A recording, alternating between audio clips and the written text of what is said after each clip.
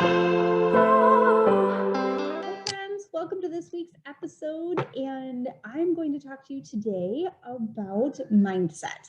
So I know I talk about mindset a lot, but that's because I believe it's a really powerful thing. It's something that I teach in all of my programs and all of my classes, and I really feel like if you can wrap your head around mindset, it goes a long way. So specifically today, I'm going to talk about mindset in midlife and how it applies to kind of all of those things that sneak up on you. So I don't know about you guys, but for me, midlife really came out of nowhere. I never even heard the word perimenopause until I was in it and I was doing some research and trying to figure out how to help myself and how to help my clients. And the word popped up.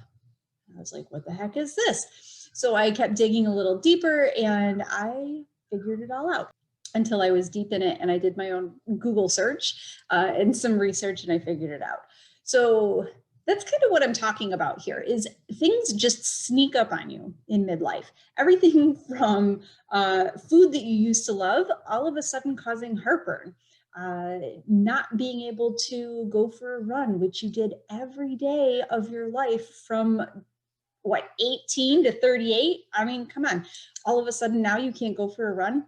So these are the things that kind of sneak up on you, and they can have a real big effect on you. So that's depressing. It's scary. It's isolating. There are a lot of feels that go along with that. The changes that happen and not knowing what's going on and not really knowing if A, there's something wrong with you, or B, you're just experiencing life. I don't know about you, but I kind of figured by the time I hit 45, I would have my shit together. I thought life was going to be easier. The kids were going to be grown and out of the house. I would finally have a handle on exactly what to eat to maintain my weight at a certain point. I would have all the relationships in my life figured out, with family and friends and spouse, my husband and all of those things. I thought that I would have all of that figured out. Well, and then all of a sudden, everything changes, right? It becomes really hard. Like all of a sudden, you don't know what to eat, and you're still worried about your kids, and everything just gets harder when it was supposed to get easier. And it's a little bit of a mind fuck, to tell you the truth. Like you just don't know where to go with it. I can't fix everything for you. I can only tell you what I know, and I can guide you in a certain direction. And today, I want to guide you in the direction of your mindset and your nutrition. So life becomes very confusing. You don't know what to eat anymore. You every time you eat what you used to eat, it feels like you gain 5 pounds. You're worried about pre-diabetes. You're worried about cholesterol. Is coffee making your hot flashes worse? Can you spare the sleep by drinking that glass of wine? It's all too much. All right, so today we're going to talk about nourishing instead of restricting. It's a subtle shift in thinking, but it goes a long way. So for example, if I told you, do not ever eat Oreos ever again, at about 8 o'clock tonight, you're gonna head over to Walmart and you're gonna get the mega stuffs. Not just the regular ones, but you're gonna get not the double stuffs, but you're gonna get the mega stuffs because I told you not to do it. And all of a sudden it's in your mind that you can never have these again. So you have to rush out to the store and get them right now so that you can get them in so that Monday you can start your perfect diet, right? So that's restrictive thinking. Nourishing mindset is, okay, I know that these Oreos, when I eat them, and I don't know why I'm picking on Oreos today, but I know that these Oreos, when I eat them, make me feel a certain way. I don't necessarily like feeling that certain way. So what if I save room for a couple of them, but instead, before I do that, I'm going to have, I don't know, something that's really nourishing. So maybe I'm going to have a cherry chocolate smoothie. And I'm going to have that first. And then if I'm still craving the Oreos, then I'll have a couple of them. No big deal, not the end of the world. But I'm going to try nourishing first, see if that helps. So just that subtle shift in mindset goes a long way because now you've had that nourishing thing, you've had that thing that's going to promote sleep, you've had that thing that's going to promote digestion, It's going to make you feel really good, and you're going to feel good about yourself. And then probably when you're done, you're not even going to want the cookies. You're not even going to want the chips. You're just going to be satisfied with what you had.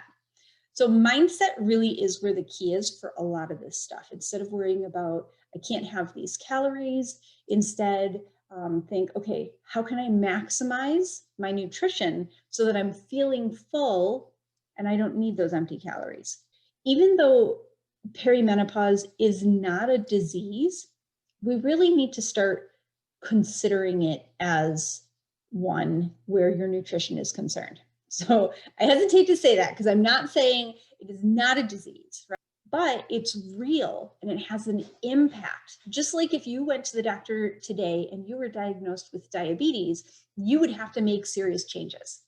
So you take that seriously. That's a mindset shift. If you went to the doctor today and they said, you know what, you've got a heart problem, you would instantly make that change to whatever you needed to do, right? So we need to adopt a mindset of perimenopause, or this journey from 38 to 58.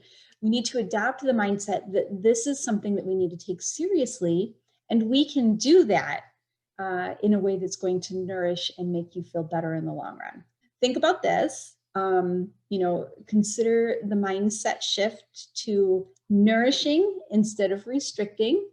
Consider the mindset shift that what you're experiencing is real and it deserves your attention, and it deserves for you to make the changes you need to. So if you're too tired to work out, you take a nap today. If you're feeling overwhelmed, you seek out a way to get help. You don't ignore it. You don't brush it under the rug. You don't forget that it's happening and try and, do it and suffer in silence, right? Really, that mindset that what you're experiencing really needs your attention. And with the right changes to your lifestyle, you can make a huge difference.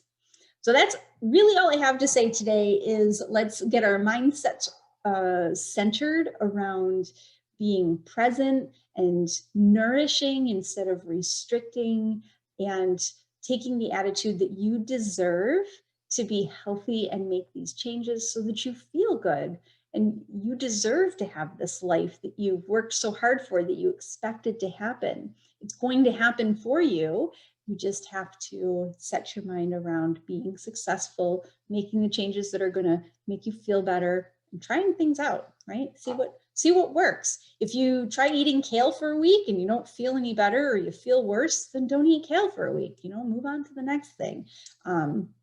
If you want to increase your fiber and you try that and you feel better, then stick with it. If you try it and it doesn't work, then don't worry about it. Try something else. There are lots of things that you can focus on that are way more important than obsessing over the cans and the can'ts. All right, friends, so that is all I have for this week. Adopting a mindful mindset. Let me know how it goes. I can't wait. Flip that script from I can't do this to I can nourish my body.